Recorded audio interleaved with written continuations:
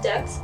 This month we're talking about book talks, the reading sensation that is sweeping the nation from your bookstore to your local libraries. So even we as hosts are not immune to book talk, and we'll get into that a little bit later. But first we have a little housekeeping to cover. So some upcoming events for KFL, we've got October 16th, Adult Anime Club. We're doing Super Smash Bros. Game night. I've never gotten to just plug my own thing. Number one.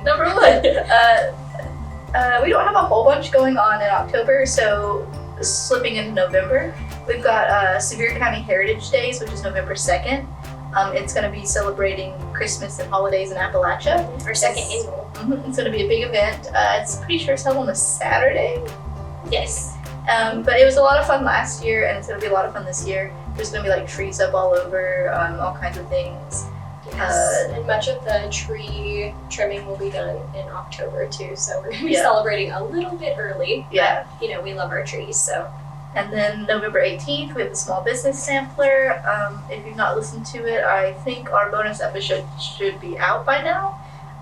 And it'll be about, or if it's not out now, it's going to come out really soon after. Yeah. And it's a really short, sweet one, but you get to listen to Jessica, our children's librarian, and Karen answer questions about the business sampler. Jessica put it together, and Karen is participating. Mm-hmm. And then for November 28th, Bright Star Theater presents Real Life Legends of Cherokee History, Cherokee Tales. We don't know much more than that at the moment. I'm sure more information will come out sooner, but it has been in the back of the pamphlet books if you have them.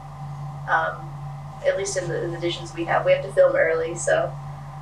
Yes. That covers KFL. I'm gonna talk a little bit about Kodak.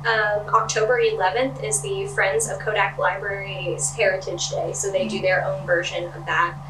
And then October 24th, Kodak is hosting their family dinner and movie. And this month's movie is Lyle Lyle Crocodile. Have you seen that one? I've not. I didn't want to. I saw the previews for it, and I was like, I'm too old for this. It's super cute. Yeah, I couldn't do it. I was like, this is dumb. But there's nothing for Seymour going on in October that we have confirmed. So for overall, October 1st through 7th is Banned Books Week. That was last year's October podcast, but we didn't want to repeat sounding too much like a robot or a broken record. So I do have some quick statistics. The ALA group, the American Librarian Association, documented 1,269 bans in 2022. And obviously 2023 is not over, so we don't have a number for that yet, but last I looked it was pretty up there. Nearly double the 729 books challenged in 2021. So the vast majority of books that were banned or challenged are written by or about members of the LGBTQA plus community or about Black people, Indigenous people, and people of color.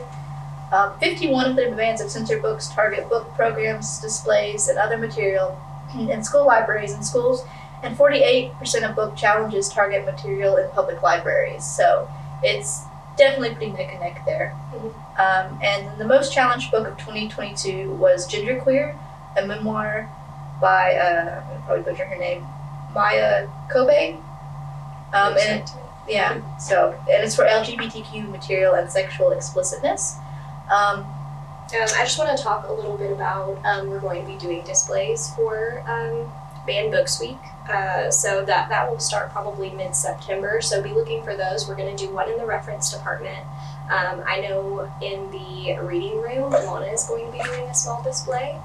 And then we will also have them at our Seymour and Kodak library, so be looking for that. We're excited to kind of get started, and it's going to be a little bit more elaborate than we usually do, so we're looking forward to it. But as a note for Ben, we might have to put this one out just a smidge early instead of the first week, or the first Friday of October. We should probably put it out the last weekend of September so we can get the book ban thing covered. Okay, I'm gonna cut that out, but Yeah. actually I'm gonna do that to remind myself that I'm cutting that out. Yeah. And October 9th is Columbus Day, or also known as Indigenous Peoples Day. So that's just a little note. We are not off on that day. So we are open. I think banks and stuff are closed. But Yes. we will be here. And we'll probably have displays up for that too. So Now, we're gonna do a lot of talking about book talk today since we didn't have much in the way of announcements.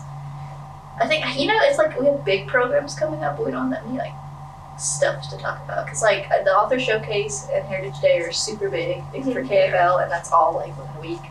And then everything else is like, we have a program. Yes, multiple programs, something always going on. You can always check the website. I think it's just because after all the summer reading stuff, it feels a little slow for a minute. It does, yeah. So, all right, book talk. Well, I know I get on book talk. I have TikTok. And yeah. So, like, the bare bones of it, TikTok is an app. And within that app are communities of different, people that put out different content. And one of them that, of course, we as librarians really like is book talk. So, it's just a small community that focuses on books and literature, predominantly YA, some adult, like, romance and that type of thing. Those are the main fantasy. Genres, and it formed in 2020 during the beginning of the COVID-19 pandemic. So everybody's home. What else? Yeah. Read. So creators make videos reviewing, discussing, and joking about books they read. As Alexa said, they tend to be young adult fiction, young adult fantasy, romance, but you do find just different kinds. It depends. Like, I know, talking to Alexis just personally, we get different book talk recommendations and just recommendations on TikTok in general. But there are some books that are kind of notorious and recommended, like, broadly. Some of the TikTok videos led to increasing sales. Yeah, definitely. You see it when you walk in Barnes & Noble, you walk into Books A Million, there's always, like, a book talk display. And they're not just new books either. No, you're right. Like, Colleen Hoover's been writing for decades, and Yes. she's just suddenly huge. Yeah, it's taken off a lot. There for a while, we couldn't keep her books on our shelves, like constant We don't even have requests. them. And, yeah, not even now. So, I mean, and it's been going for months. So, yeah. Sarah J. Maas is the same way. She's been putting out books for a long time, and she got really big over the pandemic. There's also books that have gained popularity that weren't, like, traditionally published, like I think it's Olivia Blake. She did I can think of the title. It's black. It's got sword. Atlas 6. I'm pretty sure it's the Atlas 6. And it was traditionally, it was self-published, and it got so big on, like, Book Talk and everything. A traditional publisher, I think Tor, went back and actually published it. Wow. And all of her other stuff has been published. Like, we just got a new book in for September, another one of hers. I tried reading Atlas 6. It was actually one of the few books I've DNF'd this year. DNF did not finish. It was supposed to be sort of like a dark academia tournament style thing, and it was just very dense, and I don't mean in the way of, like, it's a lot of information. It's just like, this girl, in my opinion, needed an editor. Okay, that makes sense. Like, I've read stories that, like, where it's, like, just a lot of stuff and not a lot of, like, moving the plot along, I guess. Yeah. That makes sense. I don't know. It's like she just had too much information, but, like, people really like her. It's just, she, again, wasn't for me. Actually, Book Talk has its own Wikipedia page. I was surprised when I was trying to pull up some numbers. And it gave us, like, a list, and the lists vary. We were talking about before we were filming how it changes from month to month. You do have some staples that are mentioned often, but you have stuff that's not mentioned. Like, I think I was telling you, I got Tendrils of Flesh, which is a book about, like, cannibalism, basically. Like, animals are fit for consumption for some disease, so humans start eating other humans. I'm pretty sure. I haven't read it, but it was recommended to me on Book Talk. And I saw a girl check it out here, and I wondered if she had seen that on her Book Talk. But that's not something that's crossed yours, has it? Yeah. Well, and the thing is, I want to say, like, kind of go back to the gist of, once you get into Book Talk, you'll go to your For You page and scroll. These are constantly evolving lists. I feel like some creators make it their whole thing to, make new lists every, I don't know, I would say week or two. And so you've got people who also batch the books. It's like, like, yeah, that too. Like, was this book worth it? No. Which is, I mean, for what it's worth.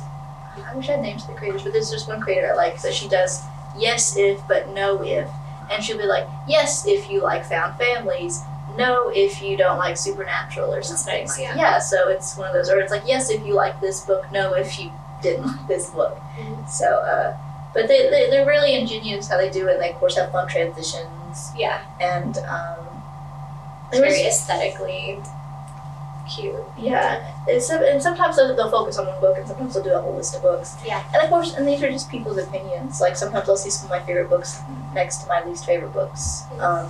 So, or if someone like highly praises one of the books I don't care for, I kind of don't watch the rest of it. I'm like, oh, you're not for me. No. You're not for me. Yeah. So there were some books listed on the Wikipedia page, and I was actually surprised. I've heard of all of these. Oh, there it is. Olivia Blake and the Atlas Six. I should have just looked down.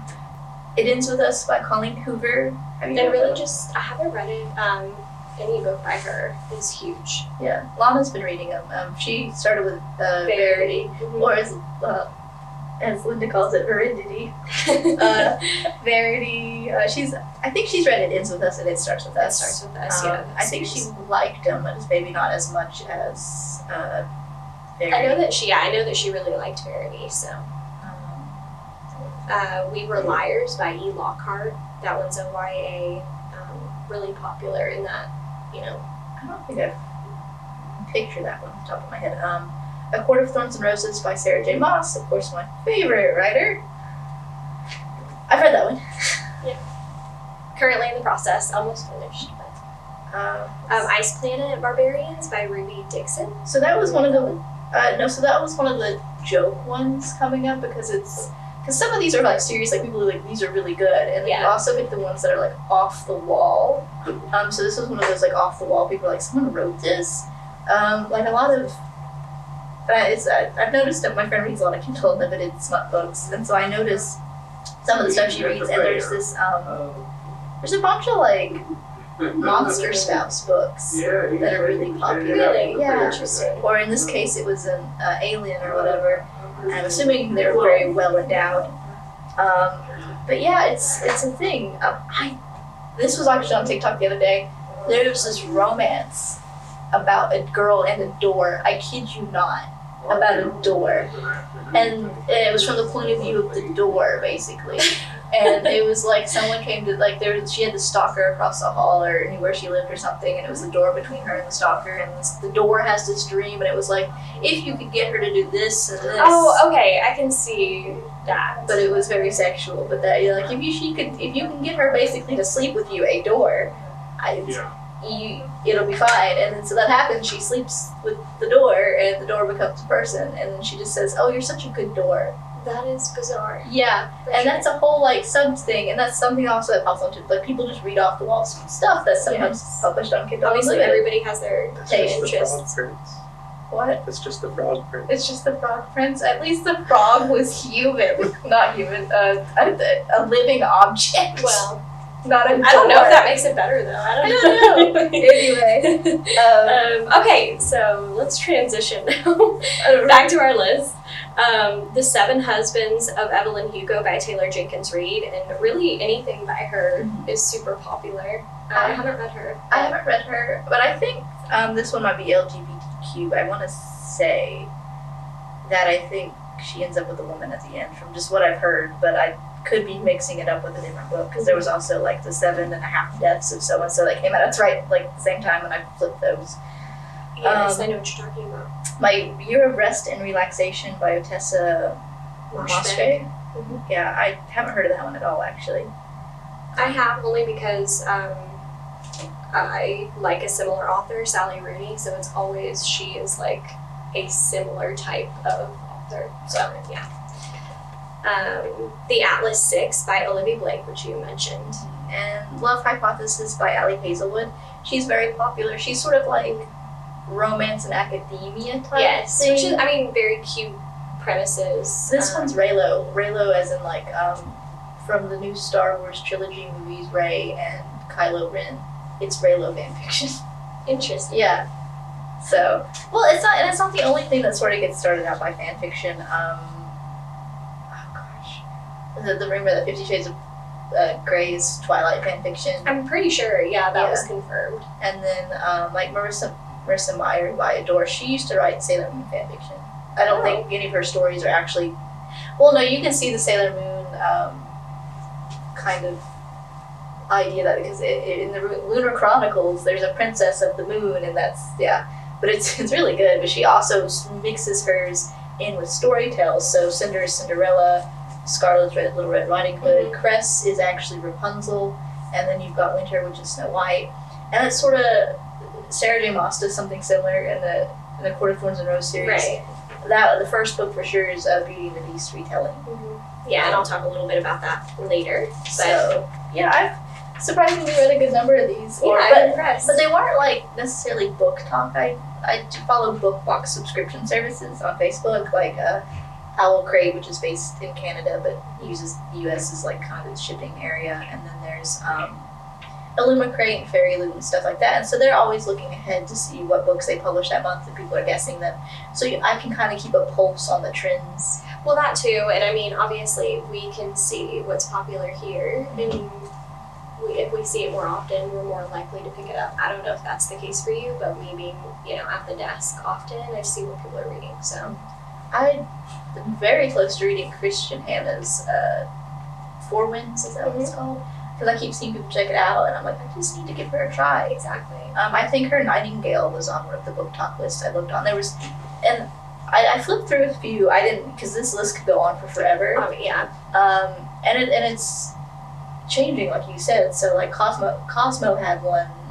New York Times has it. Like it's constantly changing. Or you get things that like the Foundry side, which is something that's been recommended to me, but I don't think I've seen it widely. Yeah. Perpetuated. So I just think what's so interesting, like you said earlier about book talk, is that you can take a book that is not particularly popular, came out 10 years ago, and make it popular again. We're sort of doing this. TikTok is doing the same thing with music. It's just nice to, I don't know, it's just a really interesting thing that these, expensive publishing houses aren't necessarily the only ones that are like contenders for top fiction, I guess. yeah, And really it is fiction, right? Not non-fiction. I get some nonfiction, but I don't get a whole bunch. Yeah. But I tend to read more fiction too. So sometimes if nonfiction pops up and I'm not in the mood, I'll just probably scroll by it. I was wondering. I was musing out loud to my friend the other day, because we were talking about how some books, and it's a thing because I'm writing a novel, so I'm like looking into like how my next steps are going to be, and a lot of people are telling me, you need to self-market and stuff, and that's how you can also get publishers to notice you, because you can get a big following on TikTok or whatever, because it shows the interest is there. But I also wondered, I'm like, TikTok could almost start its own publishing, because they're already doing TikTok shops, where people are selling stuff. Very popular. And so I wonder if maybe Book Talk would get into the publishing industry one day, like pick up these people and publish it themselves, sort of like Amazon has with like Kindle Unlimited or whatever. Yeah. I could definitely see that happening, but I also think about like how things like trend in and out, and I'm wondering how long TikTok will really have like ride its wave of popularity.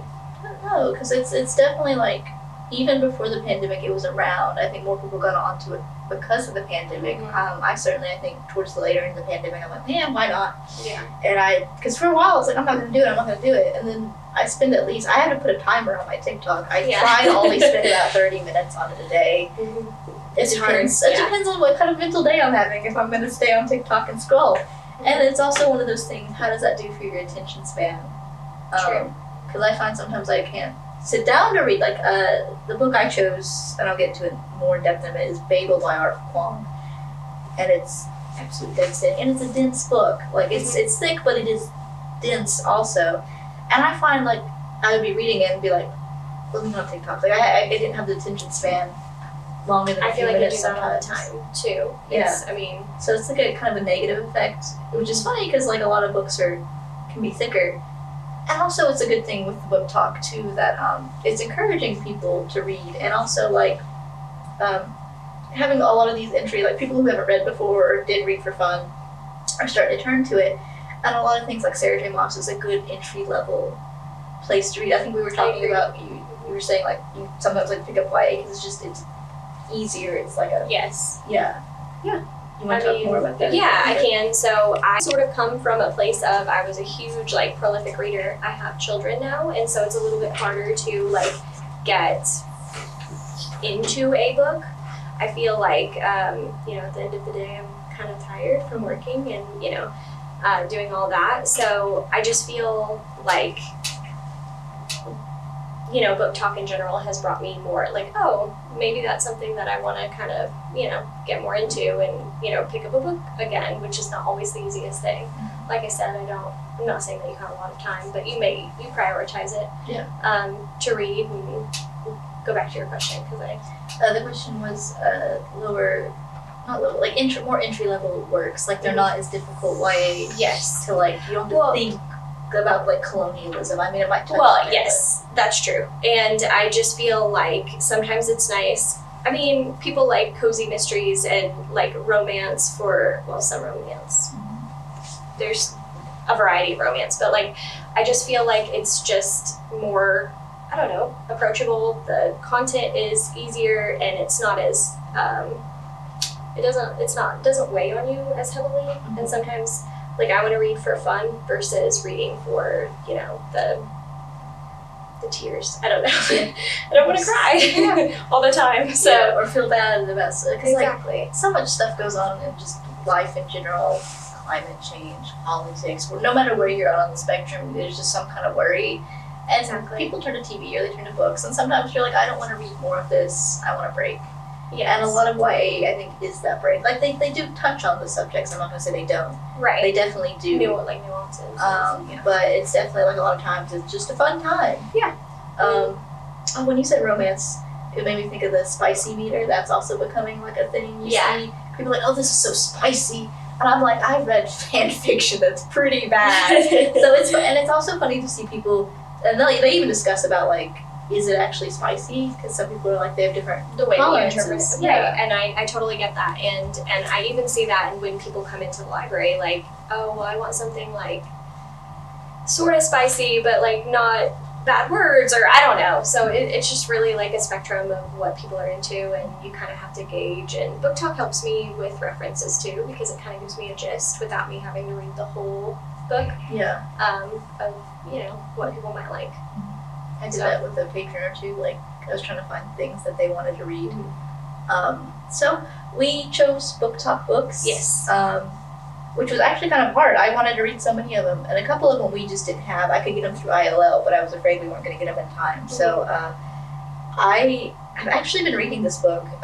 It's Babel by R. Kwong. The actual full title is Babel, or the Necessity of Violence, an Arcane History of the Oxford Translators' Revolution. I actually pulled the blurb from the September book pages. Those are the magazines we get at the front counters once a month, and it's sort of like we can get them at the circulation, reference, and makerspace counters. So, and they're very similar, but they're slightly different from the ones you get from Books A Million. Because when I order a package from Books A Million, they always put the pages in, and they're similar, but there's like a difference between book pages for the libraries and book pages for booksellers. That's interesting. I didn't know that. Yeah, it's not the exact same copy. It's similar, but it's not always the same. So I pulled this blurb from the September 2023 book pages because this book came out a year ago, and the paperback just came out. And this was one of those books, like, I don't know if you saw it everywhere, but I saw it certainly everywhere, and especially in the book box groups. It was like actually, you're introducing it to me for the first time. I have not seen it. Sure. I've seen another book by R.F. Kwong, Yellowface, but Yellowface, and there's also Poppy War too. Okay. And it won like a bunch of awards. She's very prolific, yes, and she's herself a good scholar. But let me read you the blurb because they said it better than I could. So it's set in the 1800s. And the revolution follows the adventures of Robin Swift, a Chinese student at the Royal Institute of Translation at Oxford University, where the act of translation is used to derive magical power. Languages like Robin's native Cantonese become the source of much of the power. Britain and its ruling class reaps along with the benefits, or reaps almost all the benefits. As Robin progresses at the Institute, his loyalties are tested when Britain threatens war with China. And there's a lot more to it. There is a lot more to it. But it's basically like the idea that you take these words and you can go back to the roots of Latin and then find the English equivalent, but they somehow connect, and then through that connection and through the warping of that meaning of words, it creates a magical effect. And basically it's industrialized. It's an industrial revolution shifted a little bit to the left. Because it's the idea of like silver's powering everything, and that in itself is like the machine and making things better, but also at the same time it's putting people out of work. And then they're also, I think the more you use a language, or the more the language has sort of been milked, the less it's good for. Like you've already come up with the good match pairs if you're using like English or French or German, like the typical European languages. So Babel and the Institute of Scholars are reaching out, and Robin's father is a professor at Babel, and basically he, twice if not more, hooked up with a Chinese woman only to take the kid away from her and then raised them in England so the kid would have the native Cantonese memorized. But he messed up with Robin's brother because he brought him back too early, so he didn't remember the language, so he waited a little longer with Robin. But it creates this like dual identity. It's like they get these lives of privilege, but they definitely have to work for. They have to be grateful for these privileges. They have to work for the crown, and at the same time, they're not people. You know, they're dirty Chinamen or Negroes or things like that. This is in the book, so it's really rough, and it looks at colonization. It looks at capitalism. There's a lot of anger. There's a lot of it's a heavy book, and I've been reading this since March because I bought it last year in September, and I was like, let me get around to reading it because Yellowface was coming out and I wanted to read it in time to have Yellowface. I actually finished Yellowface in the weekend. I did an audiobook. So you had read it? I finished her new book before I finished her middle book. Yeah. It's good. It's devastating, and it's not necessarily, I don't think I would necessarily recommend it to you. Because a lot of it's, like, I would recommend it to Ben because it has linguistics and things like that. And I think I gave Lisa Christian my copy to borrow because it focuses on colonialism and a little bit of France and a little bit of England, and I know she has like historical background and that stuff. So, but it takes the historical narrative and shifts it to the left. She even has like in the author's note at the beginning where she talks about it. Like she's like, I use history up until like where I can, and then I weave it in. Interesting. And it's stuff like I studied British imperialism, and I still was like, I didn't know this, or I forgot about that. Like they talk a bit about Equiano, which is he wrote his basically a memoir, and he'd become a free man, but he was born a slave and became a free man, and then they published his memoir as part of the anti-slavery movement in the 1800s. Slavery was the slave trade was stopped in I think 1803, and the slavery in England was abolished in 1833. Of course, it went on longer in the United States, and it had implications and stuff.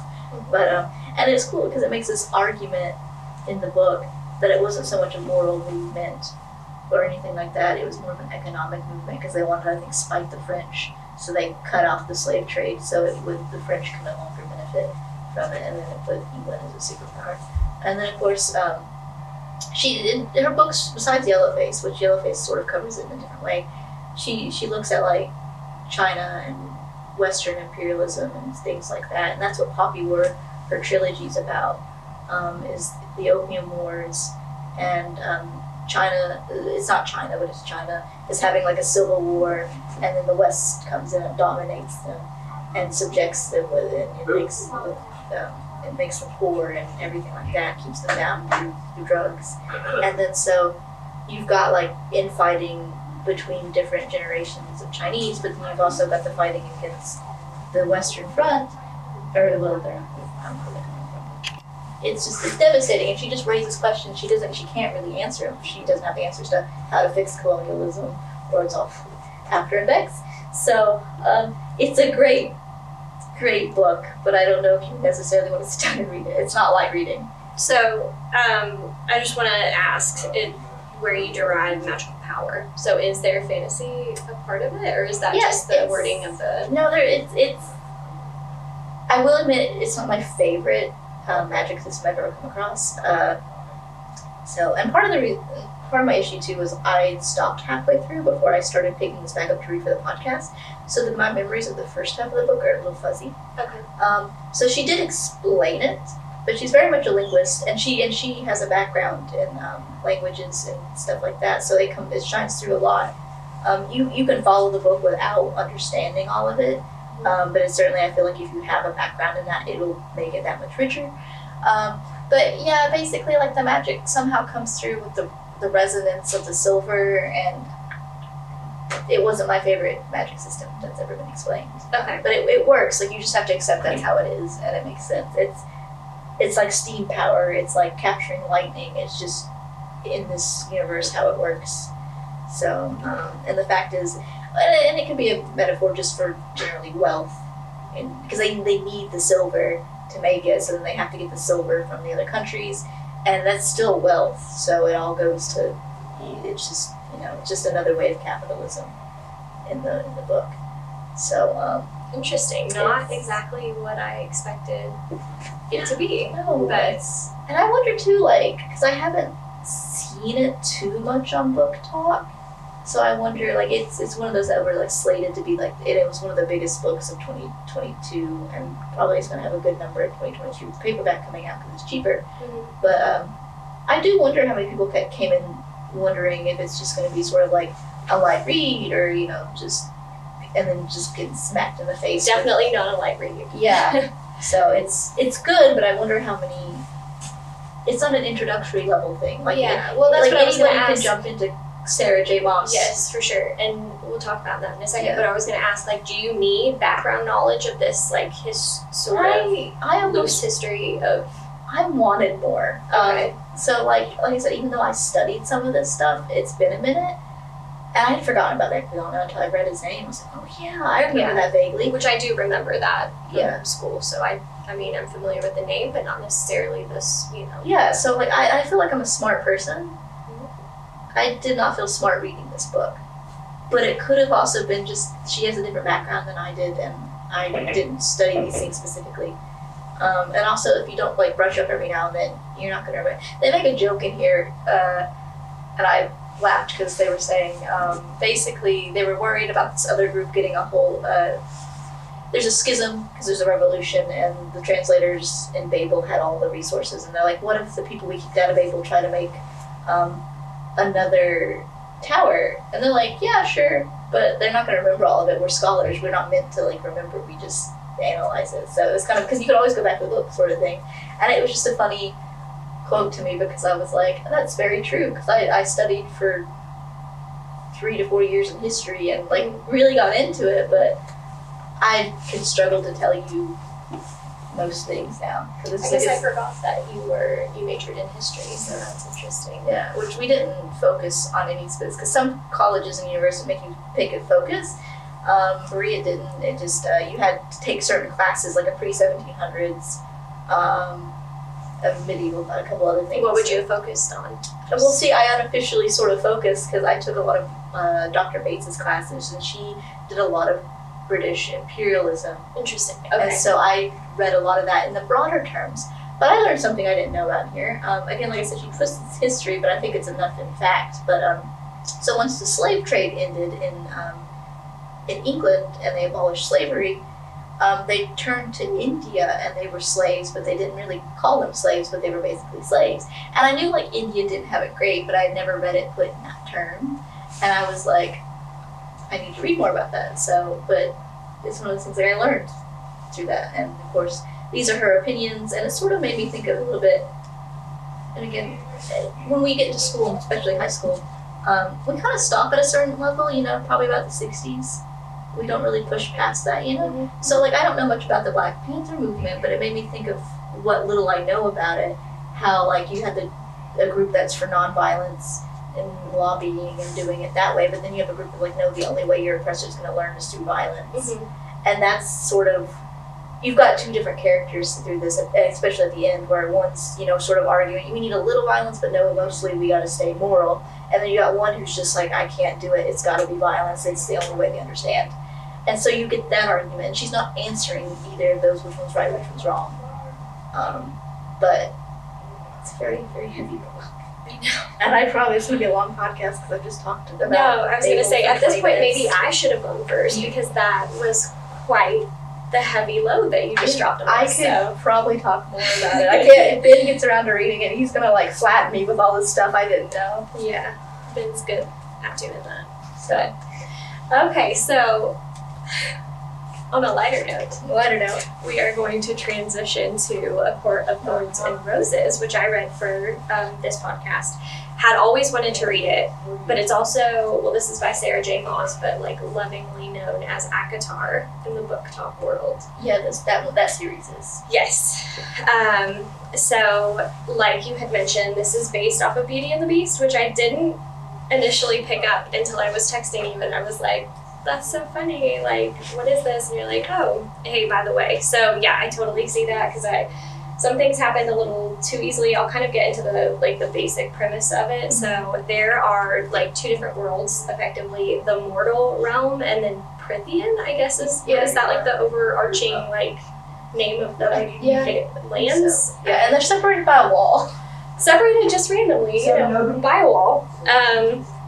Which is interesting, but so the mortal realm, obviously, they're all humans. They're all sort of have to live according to, what we have to live according to. There's no magic, but they do know about magic, and it sort of alludes to this history of fighting within each of these realms, and sort of maybe that's why the wall was created. I haven't finished it, so I don't know if it sort of gets further into that. Does in the series. I should still be able to get it. Yes. So the main character is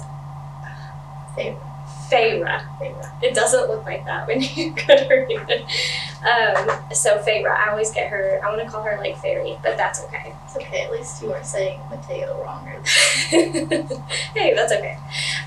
So Feyre is sort of was a part of a family that had a lot of money, and they have lost their money. So now her father is can't walk, so he can't hunt for food in the way that she can. Her sisters have their own sorts of stories. They're kind of entitled, at A least in the little, first yeah. one. I was gonna say, so it's sort of this. It's kind of funny because it reminds me of like Schitt's Creek, where they have where they have all this wealth, and then they kind of throw them out into this like more. I want to say primitive, because really they have to hunt for their food. They can't, they have to go to the market. Come through, watch Schitt's Creek. I love that show. I love that show. So yeah, that's what it reminds me of. But so Feyre is out hunting one day, and this is sort of how our story starts. And she knows that these fairies, which are the sort of creatures that live in Prithian. Thinking about you texted me, you're like, are these like little Are elves? these little fairies like Tinkerbell? No, they're not, which really helped me get more into it, because I was like, if we're imagining like Tinkerbell, I can't. I think elves more in the way of Tolkien's Lord of the Rings. Not Yes. quite as like ethereal and untouchable, but they're definitely taller than Tinkerbell. Well, yes, and interesting because they can shapeshift. Some shapeshift. Some Maybe have some wings, don't. some shapeshift. They have powers.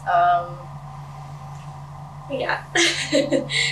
So anyway, so she sees this wolf. She sees this deer, and this wolf is hunting this deer that she is also hunting. So she goes to, before she can like kill the deer, I guess she has to like make this decision of if she's going to kill the wolf, and she chooses to. She said it couldn't possibly be a fairy. It doesn't act like a fairy, etc. And lo and behold, like, it is. She she goes to the market and sells its pelt, and she has this sort of beast at her door, saying, you need to give me your life. And so I guess there are two options. Either he can kill her, or she can go and live in comfort. I guess she's not really sure at the moment, but live in Prithian, and he sort of like takes her life, as his own. So it's sort of like for Beauty and the Beast, there's a trespass which happened I'm going with the Disney version. The dad takes the rose, and then he gets captured in response. So then she shows up, and it's one of those, well, either it's his life or yours, and she chooses her life to go in. So she's choosing sort of like enslavement, honestly. Yeah, because she needs to. Well, that's true. It's imprisonment. Imprisonment's probably better. Yeah. So she chooses imprisonment versus death, and then broadly later on in the book. She's sort of like how Belle saves the castle from the curse. Feyre will have to save Prithia from a different curse that's overtopping them. Which are you to Armantha or whatever her name is? No. Okay, she's coming up in the book. So, definitely inklings of like a romance, and it obviously will continue, but that's sort of why I read it. Not so much the fantasy, but I can definitely, buy into it. Yeah, so. And a fun note, I think it's the third book in the ACOTAR series, A Court of Wings and Ruin. It's actually on the banned books list Oh, really? for sexual explicitness. Yes, that does make sense. Which we had sort of talked about how her books very clearly begin YA and seem to sort of transition somewhere in between. And it makes it hard to know where to put them in the library too for Exactly. censorship. So like, she's got about three main series out, which one's a Throne of Glass, which that one's definitely YA. There's nothing spicy about it. Right. And then you've got ACOTAR, The Court of Thorns and Roses, that starts off subtle and fine, and then in the later books ages up to an adult audience. It's not dissimilar to Harry Potter. And then you've got Crescent City she's been writing, which is definitely starts off hot and heavy from the beginning. Adult. So that one's an adult. Throne of Glass is in YA. And then where do we put ACOTAR? And it wasn't teen, and then we had shifted it to adult, and now we have to shift it back to teen because it was originally marketed as a teen book, even though it's been rebranded for an adult audience too. It's one of those. It's not. Librarianship has hard questions sometimes. Yes, it's probably not what the author expected Yeah. to have to contend with, like the issues. Sometimes I don't think they think about us. Yeah. Well, then there's also too like different genres too. I really like the idea of new adult, but it's not really it's taken off slightly, but not really in a big way. That's true. But it's for like this new adult would fit ACOTAR fine. And it's one of those. It's like because a lot of people love to read YA because you got a lot of fantasy, you've got fantastic stuff, you've got adventure. Whereas when you sort of get to adults, you've got like thrillers and mystery, and you do have fantasy, but it's sort of like a different it's like feel. Like you have to put more brain work into it. absolutely. That's a good. So, new adult would be like, from maybe 18 to your early 20s or something. But it would be nice to have a section in an ideal library for stuff like that. And things would fit better in there. But it's something that's slowly taking off. I don't know if it'll ever quite catch on. It's sort of like the difference between juvenile and tween. You have the tween between YA and Juve. Some people do it and some people don't. Yeah. Like you could constantly split hairs if you wanted to. That's true.